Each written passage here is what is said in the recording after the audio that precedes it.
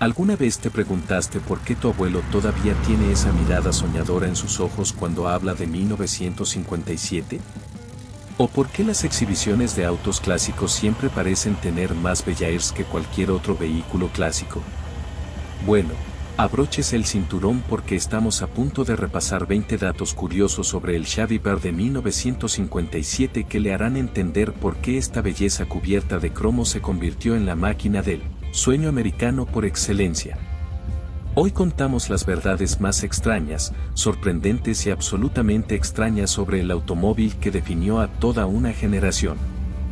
Y créeme, algunas de estas te harán ver esa icónica aleta caudal de una manera completamente nueva.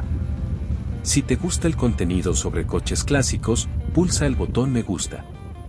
Realmente ayuda a que el canal crezca. Número 20. La flota secreta del gobierno. En 1957, el gobierno de Estados Unidos ordenó en secreto 500 Black Bear de 4 puertas para operaciones de vigilancia del FBI. Pero aquí es donde todo se pone raro. Estos no eran los típicos coches gubernamentales. Cada uno venía equipado con un compartimento oculto detrás del asiento trasero que podía albergar equipo de vigilancia, munición adicional o documentos confidenciales. Los compartimentos estaban tan bien ocultos que ni siquiera los concesionarios de Chevrolet podían encontrarlos sin instrucciones especiales. Lo que hizo que estos coches fueran perfectos para la vigilancia no era solo el almacenamiento oculto. El FBI eligió específicamente el Ballard porque era tan común en las carreteras estadounidenses que los agentes podían pasar desapercibidos en cualquier lugar. Lo llamaban esconderse a plena vista. Estos modelos especiales tenían marcos reforzados, suspensiones resistentes y motores modificados para funcionar a altas velocidades durante periodos prolongados. Lo más extraño es que, cuando estos coches finalmente se vendieron en subastas gubernamentales en los años 60, los nuevos propietarios no tenían idea de que existían compartimentos secretos. Algunos los descubrieron años después durante proyectos de restauración. Un coleccionista de Ohio encontró documentos clasificados de 1958 todavía sellados en plástico dentro del compartimento oculto de su automóvil en 1992. Número 19. El color que nunca existió. El catálogo de colores de Chevrolet para 1957 incluía una opción misteriosa llamada turquesa jamaiquina. Suena tropical y emocionante, ¿verdad? Bueno, aquí está la extraña verdad. Este color en realidad nunca llegó a producción. Ni un solo coche. Pero el código de color permaneció en la documentación oficial durante todo el año. Los trabajadores de la fábrica estaban confundidos. Los distribuidores estaban desconcertados. A los clientes que intentaron pedirlo se les dijo que no estaba disponible temporalmente. La verdadera historia no salió a la luz hasta décadas después. Un diseñador de Chevrolet creó el color después de unas vacaciones en Jamaica, inspirado en las aguas del Caribe. A los ejecutivos de General Motors les encantó. Marketing lo aprobó.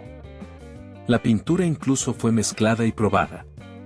Pero en el último minuto, DuPont, que suministró la pintura de Chevrolet, descubrió que la combinación de pigmentos se desvanecería a un verde feo al cabo de 6 meses de exposición al sol.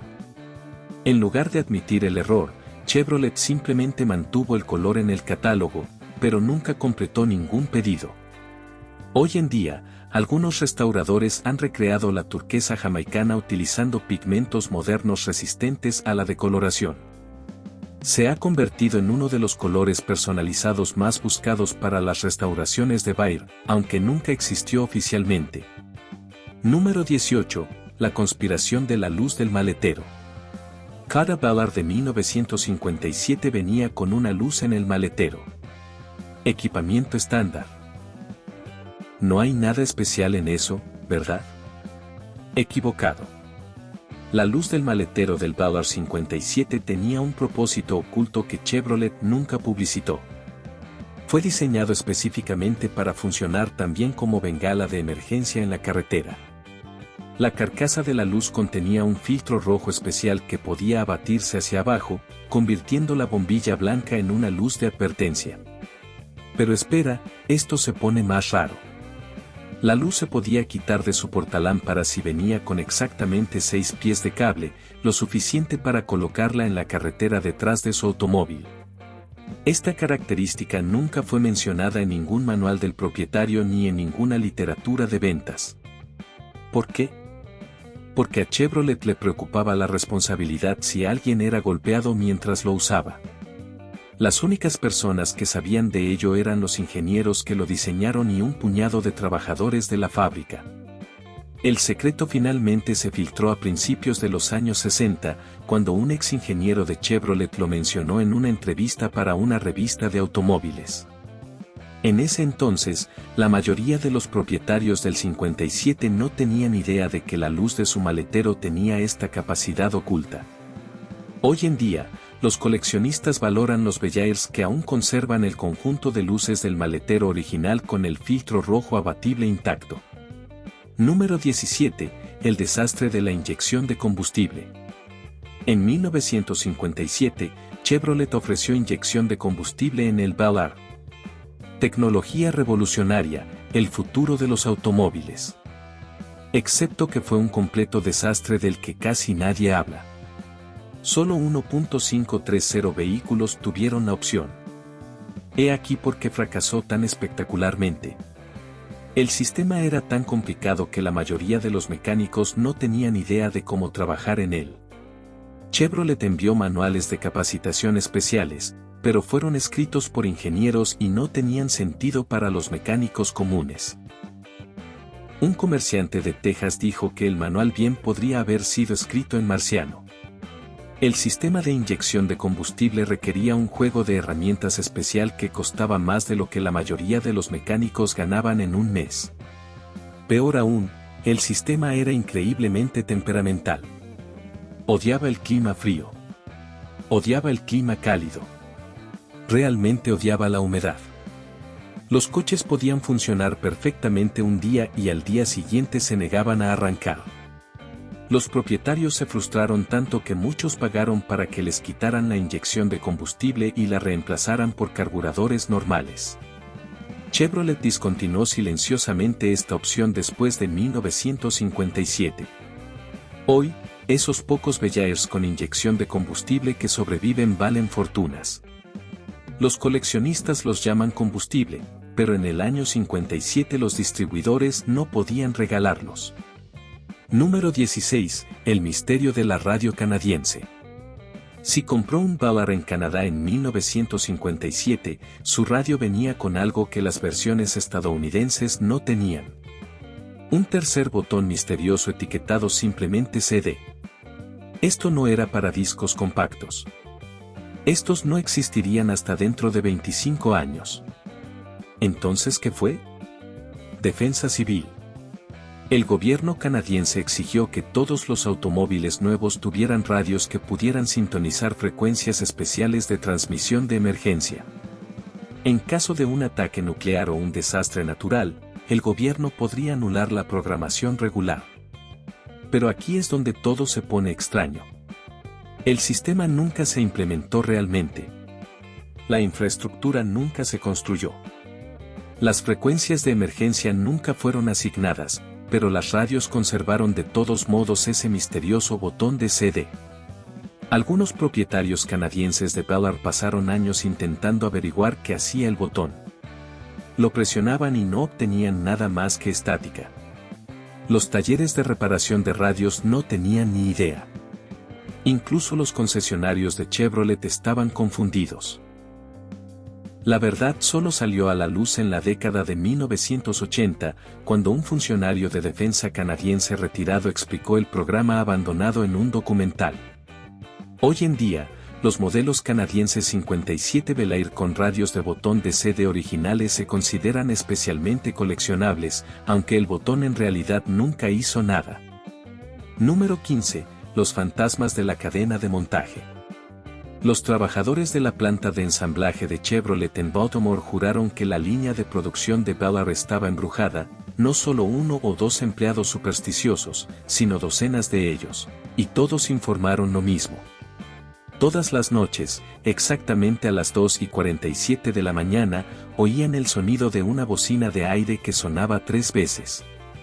El sonido provenía del final de la línea de producción, donde los automóviles terminados esperaban la inspección final. Pero el problema es que ningún coche en esa parte de la línea tenía baterías instaladas todavía. No podían tocar la bocina. Los gerentes de la planta investigaron varias veces. Colocaron guardias de seguridad.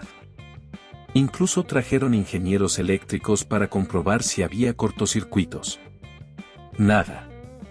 Los bocinazos continuaron todas las noches a las 2:47 de la mañana.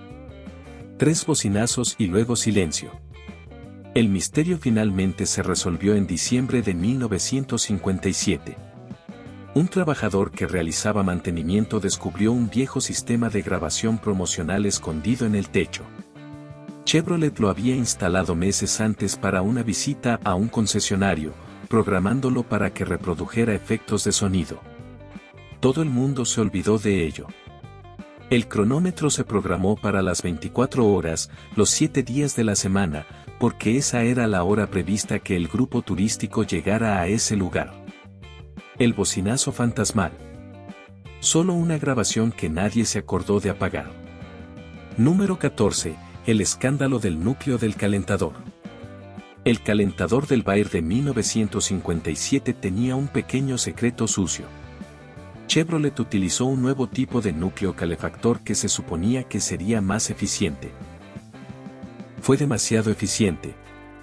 Los núcleos se calentaron tanto que cocinaron el anticongelante. Literalmente lo cociné.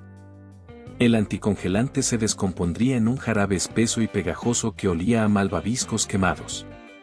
Esta suciedad obstruiría todo el sistema de refrigeración. Los motores se sobrecalentarían. Los radiadores fallarían.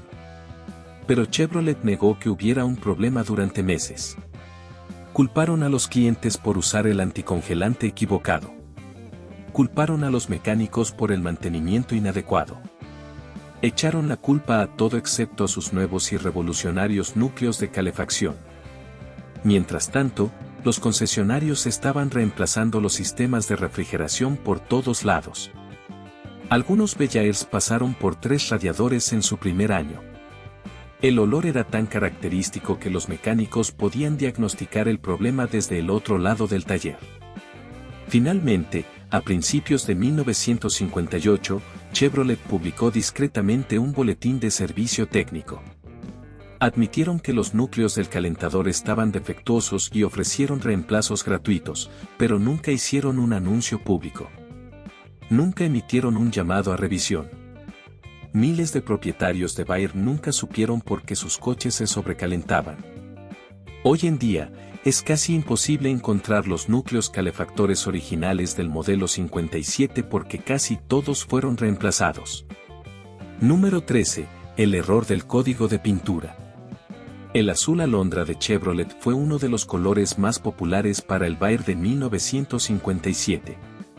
Excepto que la mitad de los coches pintados de azul alondra en realidad no eran de ese color. Eran de color azul puerto. Y nadie se dio cuenta durante 6 meses. Esto es lo que pasó. Las tarjetas de código de pintura enviadas a los distribuidores tenían un error de impresión. Se intercambiaron los colores Larkspur Blue y Harbor Blue. Cuando los clientes pedían el color azul Larks, las fábricas pintaban sus coches de color azul Harbor.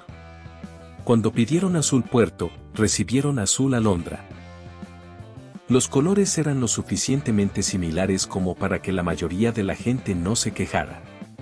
Ambos eran de color azul medio, pero al verlos uno al lado del otro, la diferencia era evidente. Las alondras tenían un tinte púrpura. El puerto tenía un tinte verde. La confusión no se descubrió hasta que un concesionario de Michigan consiguió 2 coches azul alondra supuestamente idénticos pero que eran claramente de colores diferentes. Llamó a Chevrolet. Ellos investigaron. Fue entonces cuando encontraron el error de impresión.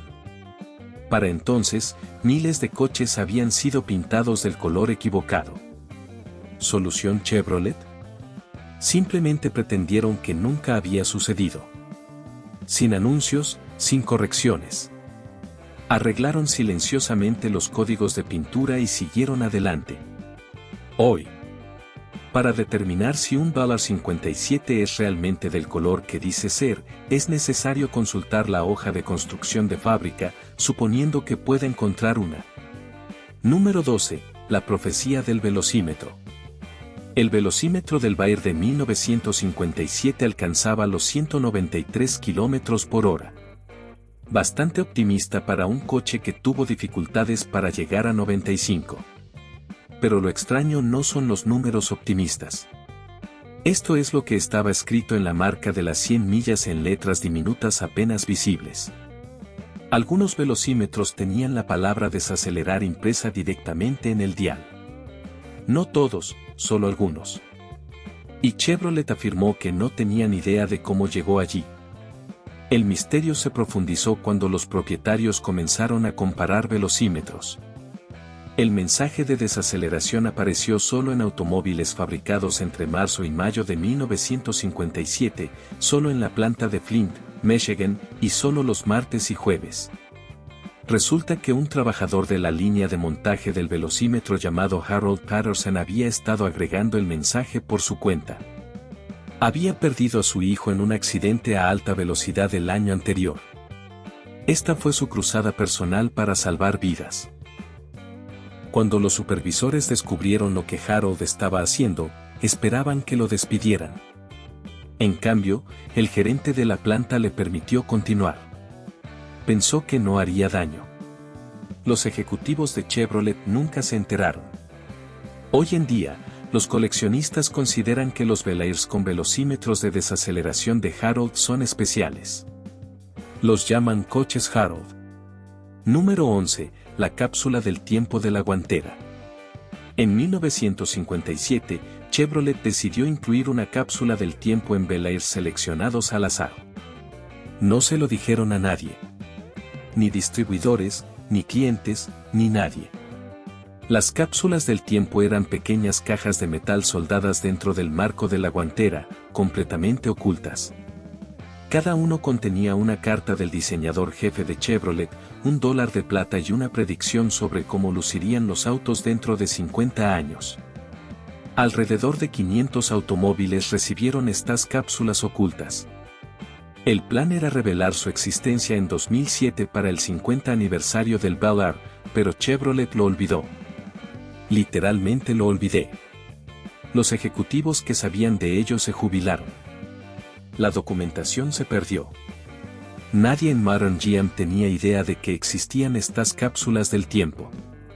Fueron redescubiertos por accidente en 2003 cuando un restaurador en Arizona encontró uno mientras reconstruía una guantera. Lo publicó en Internet. Pronto, otros propietarios de Bayer comenzaron a buscar. Hasta el momento se han encontrado unas 40 cápsulas. Las predicciones que contenía eran hilarantemente erróneas. Chevrolet pensó que los coches de 2007 funcionarían con energía nuclear, cubrirían distancias cortas y se conducirían solos. Bueno, acertaron en uno de los tres. Más o menos. Número 10. El incidente ovni de la planta de ensamblaje. El 15 de octubre de 1957, todo el segundo turno de la planta de Chevrolet en Haynesville, Wisconsin, fue testigo de algo que oficialmente nunca sucedió. A las 20:37 horas, mientras los trabajadores ensamblaban el Bel Air, todas las luces de la planta se apagaron repentinamente. Luego, a través de los tragaluces, lo vieron. Un objeto circular masivo flotando directamente sobre la línea de montaje. Se hizo silencio. Era metálico. Y fue absolutamente enorme. Los trabajadores estimaron más tarde que era del tamaño de un campo de fútbol. El objeto permaneció suspendido en el aire durante exactamente 4 minutos. Durante ese tiempo, todos los equipos eléctricos de la planta funcionaron mal. Los sopletes de soldar disparaban chispas aleatoriamente. Las pistolas de pintura se pulverizan solas. La cinta transportadora de la línea de montaje comenzó a moverse hacia atrás.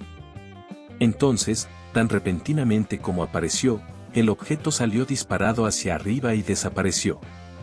Cuando las luces volvieron a encenderse, algo extraño les había sucedido a los Bellairs en la línea.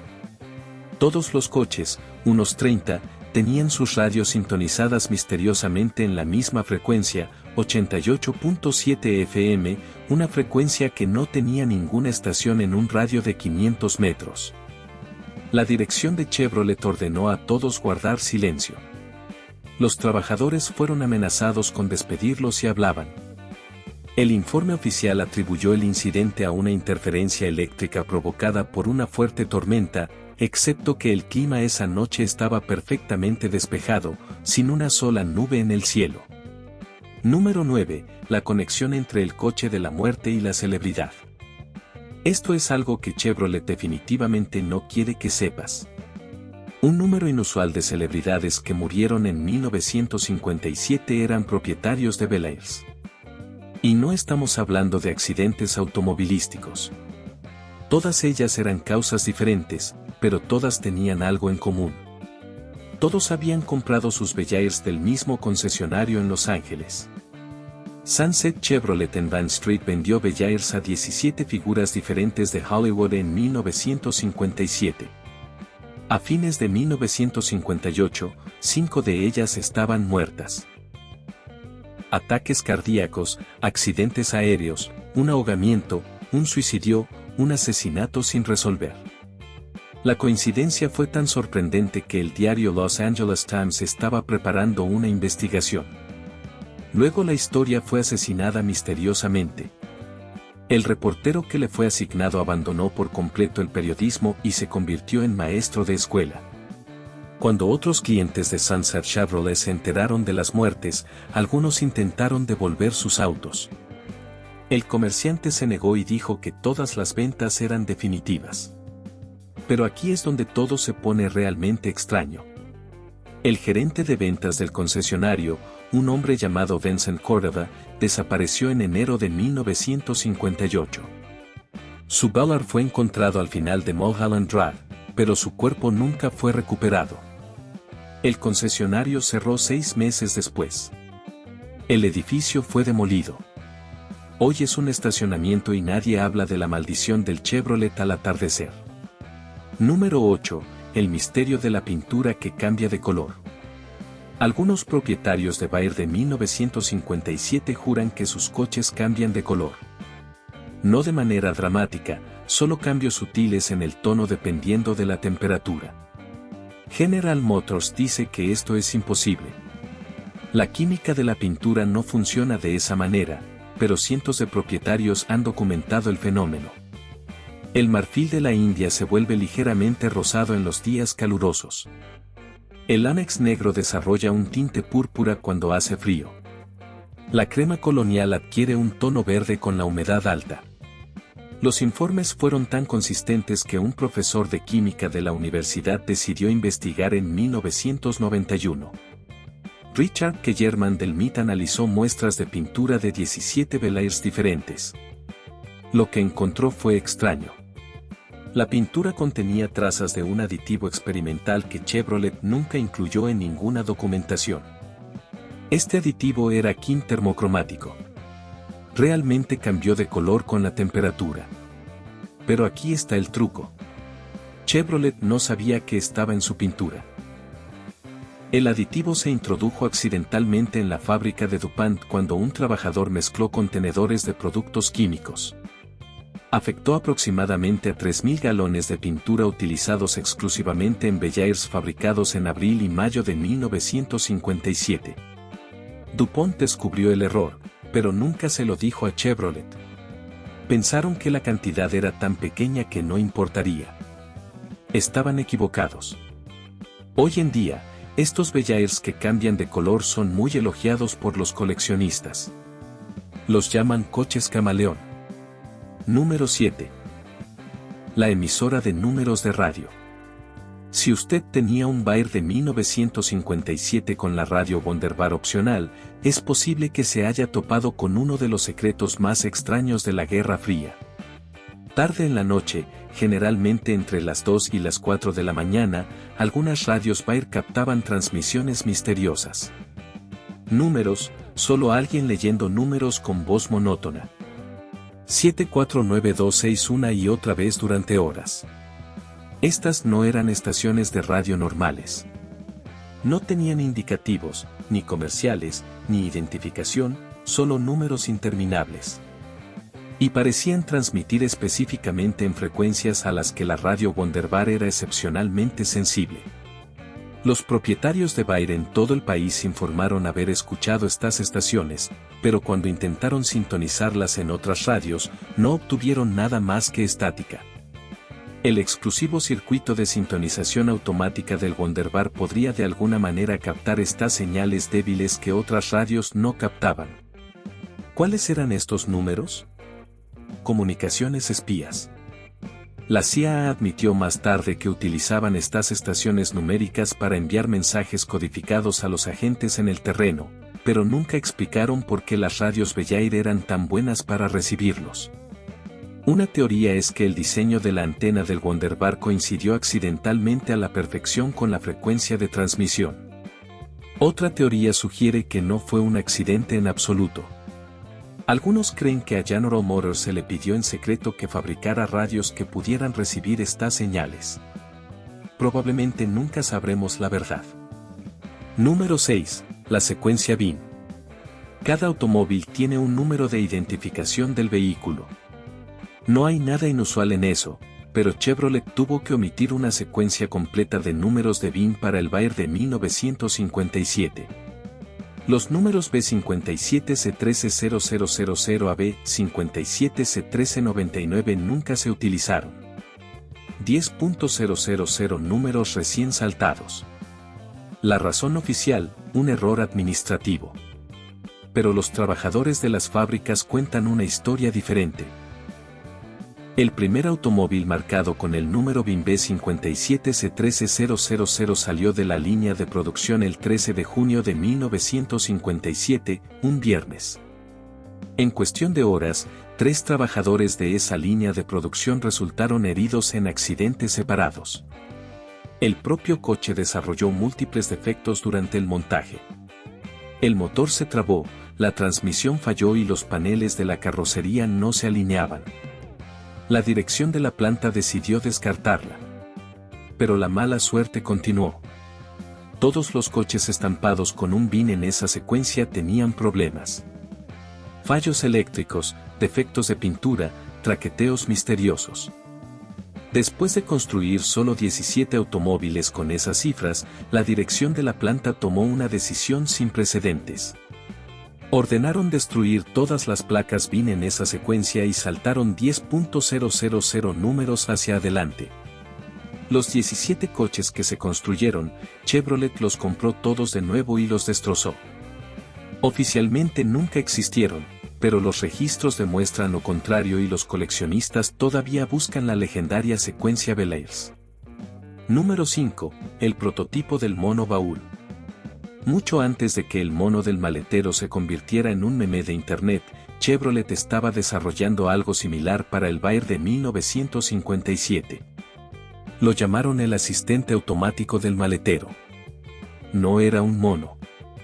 Era un brazo mecánico. El sistema prototipo utilizaba una serie compleja de poleas y resortes para organizar automáticamente el equipaje en el maletero. Los sensores detectarían el tamaño y el peso de los artículos. Luego, el brazo mecánico los posicionaría para un uso óptimo del espacio. Incluso podría recuperar elementos específicos si se le ordena. General Motors gastó más de $2 millones en desarrollar este sistema. Construyeron 5 prototipos y los probaron durante 6 meses. El sistema realmente funcionó, más o menos. El problema era la fiabilidad. El brazo mecánico a veces se volvía loco y lanzaba maletas por todos lados como un gorila enojado. Un coche de prueba lanzó una bola de bolos a través de la ventana trasera.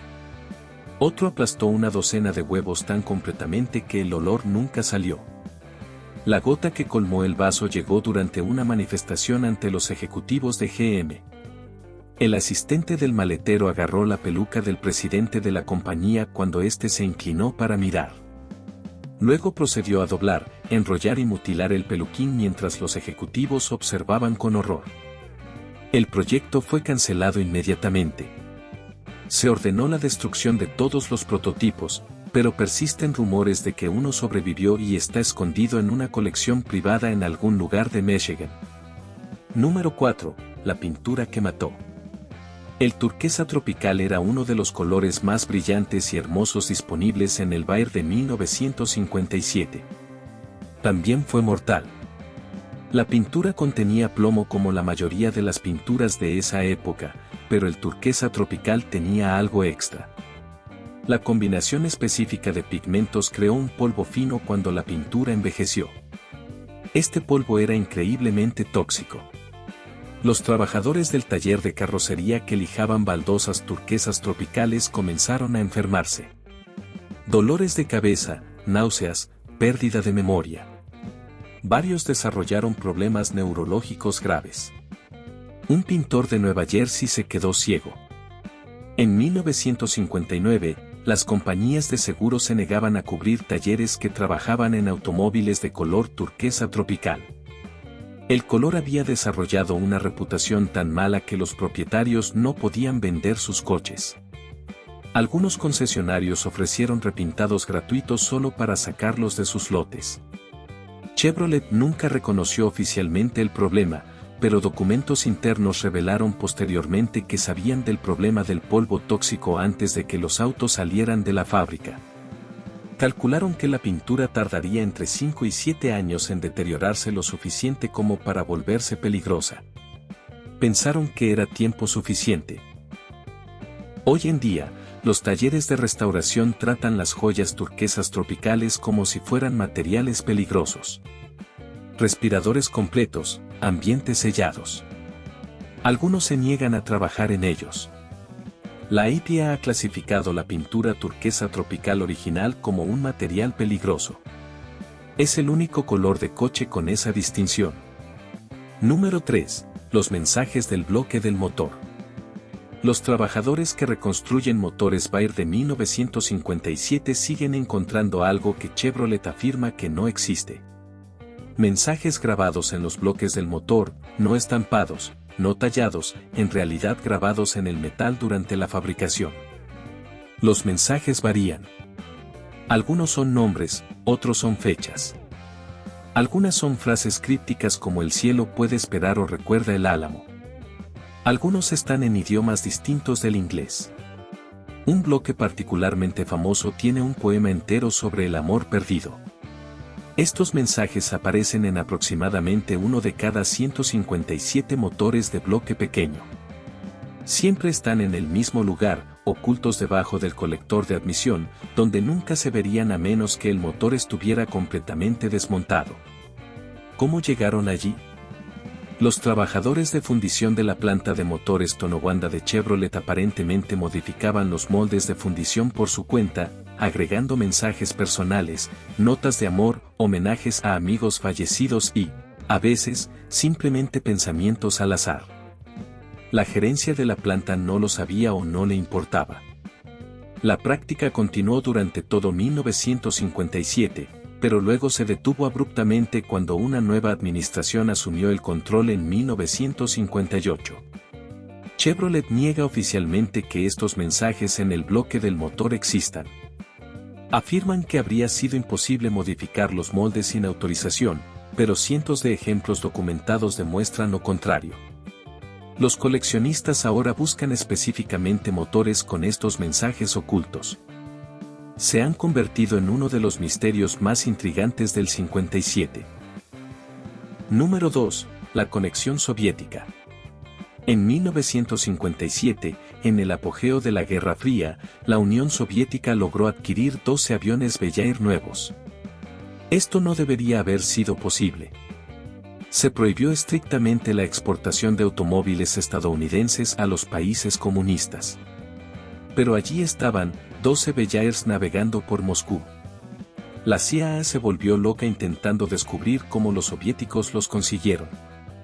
La investigación reveló una elaborada operación de contrabando que suena como una novela de espías. Los coches fueron comprados por una empresa canadiense que no existía, enviados a México, transferidos a un carguero panameño, navegados a Cuba y luego aparecieron misteriosamente en la Unión Soviética. Pero aquí viene la parte realmente extraña. Los soviéticos no querían a los Bellair por su tecnología. Los querían para propaganda.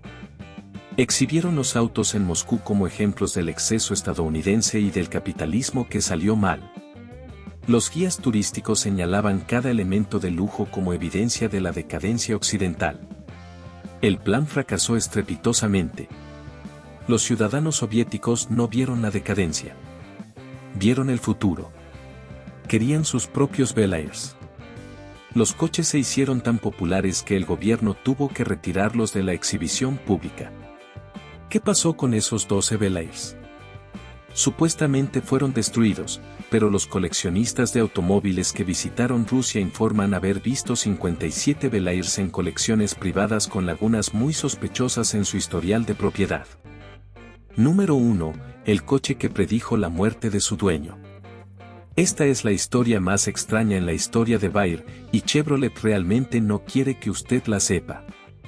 En septiembre de 1957, un hombre llamado William Brannan compró un Bayer rojo y blanco a un concesionario de Pittsburgh. No había nada inusual en eso, excepto que el odómetro del auto estaba atascado en un número muy específico, 37.429.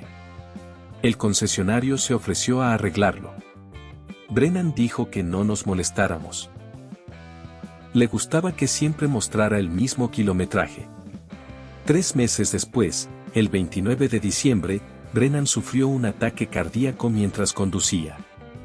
Logró detenerse antes de morir.